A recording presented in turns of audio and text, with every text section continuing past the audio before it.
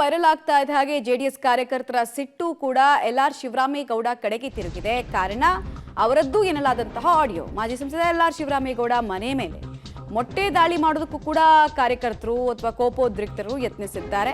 ಪೊಲೀಸರ ಕಣ್ತಪ್ಪಿಸಿ ಮನೆ ಮುಂದೆ ಮೊಟ್ಟೆ ಎಸೆದು ಪರಾರಿಯಾಗಿದ್ದಾರೆ. ತಡರಾತ್ರಿ ಕಾರಿನಿಂದ ಬಂದ ವ್ಯಕ್ತಿಗಳಿಂದ ಈ ಮೊಟ್ಟೆ ದಾಳಿಗೆ ಯತ್ನ ಆಗಿದೆ. ಬಟ್ ಮಾಡಿದವರು ಯಾರು ಅನ್ನೋದು ಇನ್ನೂ ಗೊತ್ತಿಲ್ಲ. ಜೆಡಿಎಸ್ ವರಿಷ್ಠರ ಬಗ್ಗೆ ಅವಹೇಳನಕಾರಿ ಹೇಳಿಕೆಗೆ ಸಂಬಂಧಪಟ್ಟಂತೆ ಸಹಜವಾಗಿ ಗುಮಾನಿ ಹೋಗೋದು ಜೆಡಿಎಸ್ ಕಾರ್ಯಕರ್ತರ ಮೇಲೆ. ಸೊ ಒಂದ್ ಕಡೆಗೆ ಮಾಜಿ ಸಂಸದ ಎಲ್.ಆರ್. ಶಿವರಾಮೇಗೌಡ ಅವರ ಮನೆ ಮೇಲೆ ಮೊಟ್ಟೆಯಿಂದ ದಾಳಿ ಮಾಡೋದಕ್ಕೆ ಯತ್ನಿಸಲಾಗಿದೆ.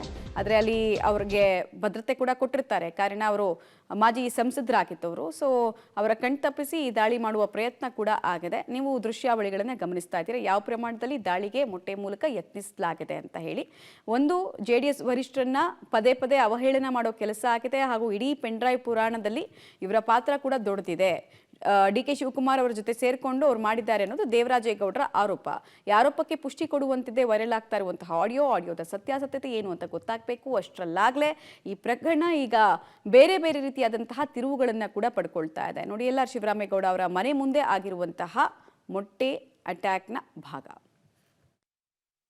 ಮಾಜಿ ಸಂಸದ ಎಲ್.ಆರ್. ಶಿವರಾಮೇಗೌಡ ಅವರ ಮನೆ ಮೇಲೆ ಜೆಡಿಎಸ್ ಕಾರ್ಯಕರ್ತರು ನಿನ್ನೆ ತಡರಾತ್ರಿ ಪೊಲೀಸರ ಕಣ್ತಪ್ಪಿಸಿ ಮೊಟ್ಟೆಗಳನ್ನು ಎಸೆದು ಹೋಗಿರುವಂಥ ಘಟನೆ ನಡೆದಿರುವಂಥದ್ದು. ಸದ್ಯ ನಾನು ಚೆನ್ನಮ್ಮನಕೆರೆ ಅಚ್ಚುಕಟ್ಟು ಪೊಲೀಸ್ ಠಾಣಾ ವ್ಯಾಪ್ತಿಯಲ್ಲಿ ಬರುವಂತಹ ಶಿವರಾಮೇಗೌಡ ಅವರ ಮನೆ ಬಳಿ ಇದ್ದೇನೆ. ನಿನ್ನೆ ರಾತ್ರಿ ಸುಮಾರು 2 ರಿಂದ 3 ಗಂಟೆ ಸುಮಾರಿಗೆ ಬಂದಂತಹ 5-6 ಜನ ಜೆಡಿಎಸ್ ಕಾರ್ಯಕರ್ತರು ಕಾರ್ನಲ್ಲಿ ಬರ್ತಾರೆ. ಕಾರ್ನಲ್ಲಿ ಬಂದಂತಹ ಜೆಡಿಎಸ್ ಕಾರ್ಯಕರ್ತರು ಏಕಾಏಕಿ ಕಾರ್ನಲ್ಲಿದ್ದಂಥ ಮೊಟ್ಟೆಗಳನ್ನು ಮನೆಯ ಮೇಲೆ ಎಸೆಯುವಂಥ ಪ್ರಯತ್ನವನ್ನು ಮಾಡಿರುವಂಥ ಘಟನೆ ನಡೆದಿರುವಂಥದ್ದು ನಾನು ವಿಜುವಲ್ಸ್ಗಳಲ್ಲಿ ತೋರಿಸ್ತಾ ಇದ್ದೀನಿ. ಜೆಡಿಎಸ್ ಕಾರ್ಯಕರ್ತರು ಈಗಾಗಲೇ ಮೊಟ್ಟೆಗಳನ್ನು ಹೊಡೆದಿರುವಂಥದ್ದನ್ನು ನಾನು ನಿಮಗೆ ವಿಜುವಲ್ಸ್ಗಳಲ್ಲಿ ತೋರಿಸ್ತಾ ಇದ್ದೀನಿ.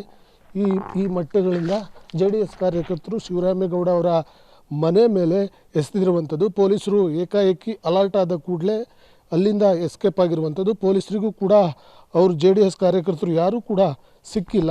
ಏಕಾಏಕಿ ಜೆಡಿಎಸ್ ಕಾರ್ಯಕರ್ತರು ಮೊಟ್ಟೆಯಿಂದ ದಾಳಿ ಮಾಡಿ ಅಲ್ಲಿಂದ ಎಸ್ಕೇಪ್ ಆಗಿರುವಂಥದ್ದು. ಈಗಾಗಲೇ ಎಸ್ಕೇಪ್ ಆಗಿರುವಂಥ ಜೆಡಿಎಸ್ ಕಾರ್ಯಕರ್ತರಿಗಾಗಿ ಪೊಲೀಸರು ಕೂಡ ಹುಡುಕಾಟವನ್ನು ನಡೆಸುತ್ತಿರುವಂಥದ್ದು ನಾನು ಮತ್ತೆ ವಿಜುವಲ್ಸ್ಗಳಲ್ಲಿ ತೋರಿಸ್ತಾ ಇದ್ದೀನಿ.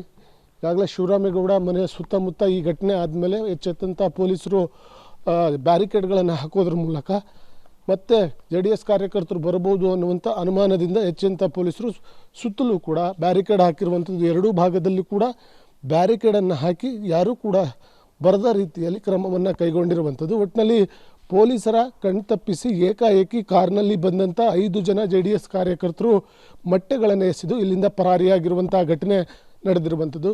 ಕ್ಯಾಮ್ರಾ ಪರ್ಸನ್ ಯಶವಂತ್ ಜೊತೆ ನಾಗೇಶ್, ಪಬ್ಲಿಕ್ ಟಿವಿ, ಬೆಂಗಳೂರು.